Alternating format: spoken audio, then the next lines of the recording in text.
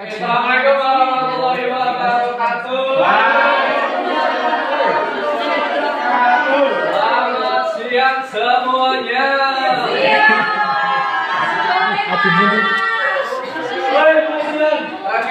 Selamat sore semuanya. Bagaimana kabarnya? Semangat sekalian. Semangat dulu. Tepuk semangat. Ya, semua.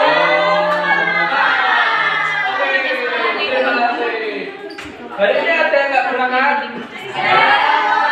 Berangkat semua? Ada yang nggak berangkat? Oke, yang nggak berangkat. Maksudnya bisa di layar Silakan dicek usianya, tetapan sama masyarakat. Ya, kita dulu nanti bulan ya. Oke. Tahu hari ini mau belajar apa?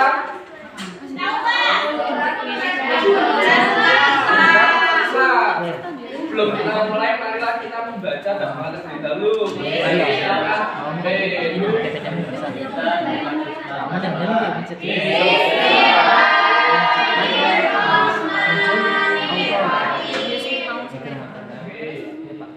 Nah, kita masuk ke kemunduran umat Islam.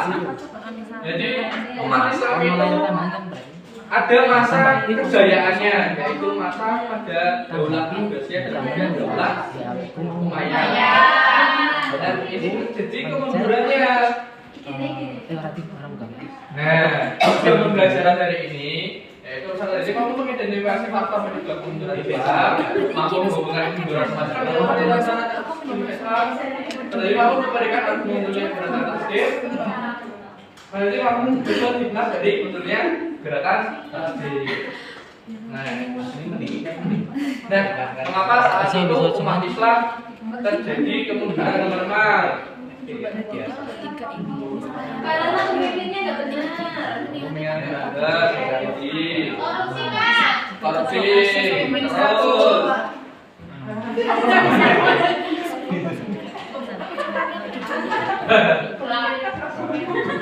Oke, kita bahas. Nah, kemunduran umat Islam itu ada penyebabnya, yaitu ada 3 aspek. Yang pertama adalah politik. Pada saat itu politik yang terjadi di Daulah Abbasiyah itu banyak pemimpinnya yang serakah dan juga pemimpin yang gemede.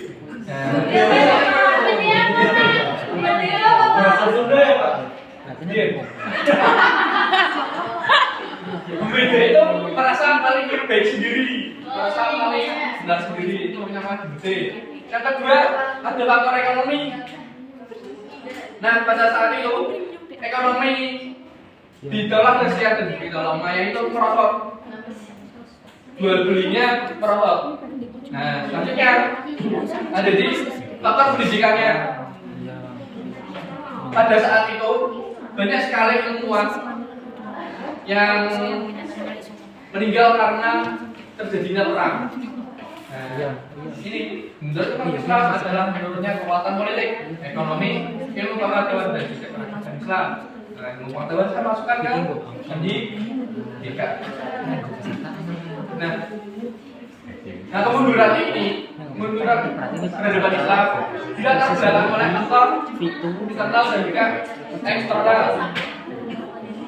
Nah, untuk faktor internalnya yaitu yang pertama, perpecahan politik dan konflik antar kelompok.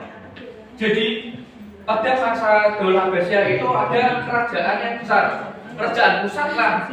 Jadi pada saat itu banyak terjadi konflik di dalam sana, dan akhirnya di kerajaan itu terpecah menjadi kerajaan-kerajaan kecil. Nah, karena menjadi kerajaan kecil, maka kekuatannya juga kecil dan mudah sekali terjajah oleh bangsa yang lain. Nah, konflik antar kelompok, banyak terjadi rasisme antar mazhab, Malikiyah Bali dan lain sebagainya. Selanjutnya adalah kemerosotan moral penguasa. Nah, banyak sekali penguasa-penguasa yang serakah, semaunya sendiri, tamak. Apalagi teman-teman, sifat buruknya para penguasa korupsi, rakus, betul sekali. Nah, itu adalah faktor internal dari kemunduran jajaran dan Islam atau kemunduran umat Islam. Selanjutnya, melemahnya semangat ijtihad. Jadi tidak ada rasa kebangsaan, tidak ada rasa nasionalisme yang ada di dalam diri masyarakat yang pada saat itu di Daulah Abbasiyah dan juga Daulah Umayyah. Selanjutnya adalah faktor eksternal.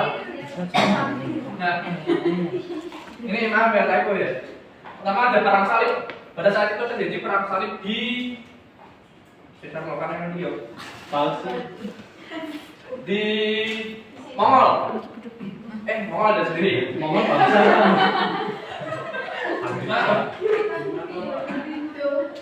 Dari segi Arab, oke. Yang kedua ada serangan Mongol ke Baghdad. Baghdad ini adalah Daulah Abbasiyah. Kalau Daulah Umayyah di mana? Andalusia. Next.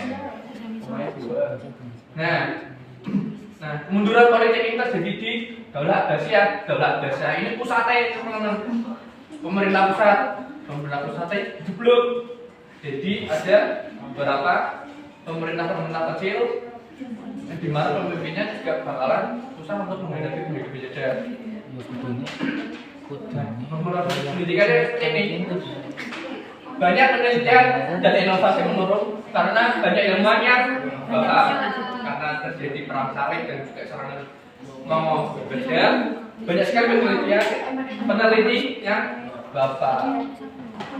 Nah, untuk ekonomi, menurutnya perdagangan internasional Islam.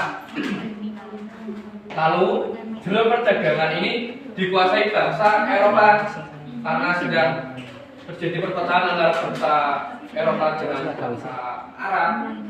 Dengan hal ini, jalur perdagangan itu dikuasai oleh bangsa Eropa. Dan juga banyak wilayah Islam mengalami kemiskinan. Nah, ini ada dampak kemundurannya, ada dampak negatif dan juga dampak positif. Ternyata kalau mundur itu tidak selalu negatif, teman-teman, ternyata ada positifnya juga. Mas Arbi, kalau juga contohnya negatifnya mas. Kalau kemunduran yang negatif, bilangnya persatuan umat Islam, banyak wilayah dan menurunnya kualitas pendidikan, keterbelakangan ilmu pengetahuan dan teknologi, serta kemiskinan dan ketergantungan ekonomi. Terima kasih mas. Selanjutnya, yang pakai dengan bagus nggak? Yang positif suka juga. Pertama membangun mencoba untuk membangkitkan kembali Madinah seperti Jalaluddin Al-Afghani, Muhammad Abduh, dan Rashid Ridho. Untuk yang positif karena tadi banyak sekali ilmuwan yang melakukan perang. Nah, ini muncul di antaranya adalah Jalaluddin Al-Afghani, ada Muhammad Abduh dan juga Rashid Ridho. Seperti itu. Nah, setelah tadi mundur, ternyata ada juga hikmahnya. Mbak Awa, siapa dibacakan Mbak? Dari peristiwa kemunduran umat Islam terdapat beberapa pelajaran penting. Persatuan merupakan fungsi kekuatan umat. Ilmu pengetahuan harus terus dikembangkan. Umat Islam tidak boleh terjebak dalam perpecahan. Pemimpin yang adil dan amanah sangat diperlukan. Semangat ijtihad dan inovasi harus perlu dipelihara. Kemajuan peradaban membutuhkan keseimbangan antara agama dan ilmu pengetahuan. Oke, terima kasih. Jadi sama-sama. setelah kejadian kemunduran dan setelah ini kita akan membahas dengan gerakan di mana gerakan ini memunculkan persatuan merupakan kunci kekuatan semangat. Terus semangat ijtihad dan inovasi harus terus dipelihara. Ini ada gerakannya teman-teman. Nah, namanya gerakan tajdid. Gerakan tajdid ini apa? gerakan yang dilakukan untuk memunculkan kembali gairah semangat yang tadinya terpuruk menjadi semangat lagi, yang tadinya banyak pemimpin yang busuk. Nah ini nanti akan terjadi. Nah, dilatar belakangi oleh kemunduran umat Islam dalam bidang ilmu pengetahuan, ekonomi, politik, dan juga setelah meraknya taklim, yaitu mengikuti pendapat ulama, seharusnya sangat kritis. Tentunya bid'ah, merubah dan takhayul yang dianggap menyimpang dari ajaran agama Islam murni. Kolonialisme dan yang menyebabkan banyak wilayah Islam mengalami penjajahan dan ketertinggalan. Tata modernisasi yang menurut umat Islam mampu menyesuaikan diri dengan perkembangan ilmu pengetahuan dan teknologi tanpa meninggalkan nilai-nilai Islam.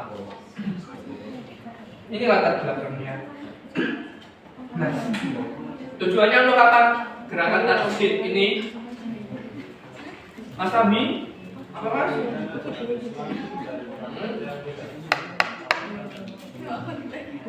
Nah, sudah. Yang kedua, meningkatkan kualitas pendidikan umat Islam, ya.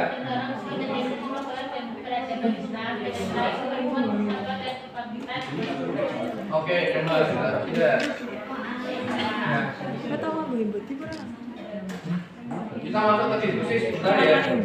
Iya. Ini ada beberapa permasalahan yang harus kalian bahas. Jadi untuk kelompoknya satu garis, satu tiga kelas. Oke. Untuk kelompok satu. Kan jangan. Soalnya kotanya lurus kok.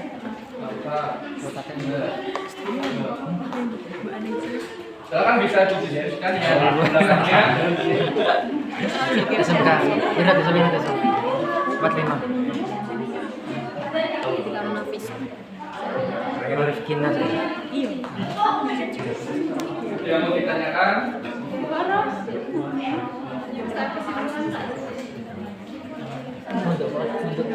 Surat sehat ya, Bu? Ini adalah surat sehat. Iya. Oke. Ya silakan dari kelompok 2 dulu.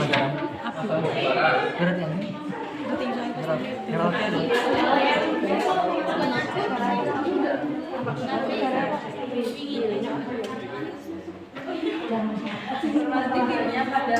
Nyongko saya. Yang kotor. Ini darah tinggi ya. Itu kiranya berapa? 100 per 80. Bener.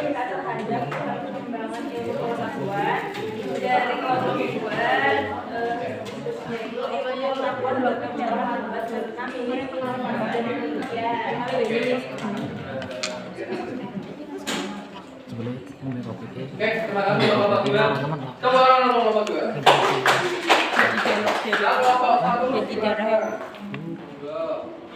Kopi es perut jam 12.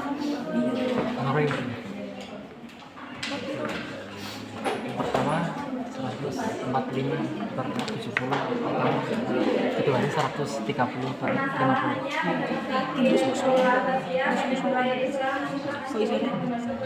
Aku nyalakannya. Lain. Iya.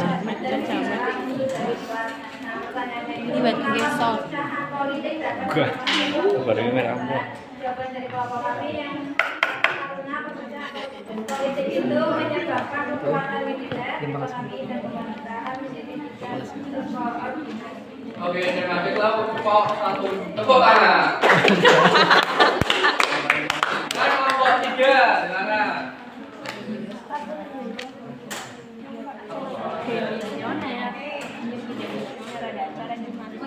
pengumpulan data menjadi masa ilmu pengetahuan. Jadi badan itu adalah pusatnya pemerintahan dan juga pusatnya pendidikan. Kelompok 4 silakan. Tepuk tangan dulu untuk kelompok 3.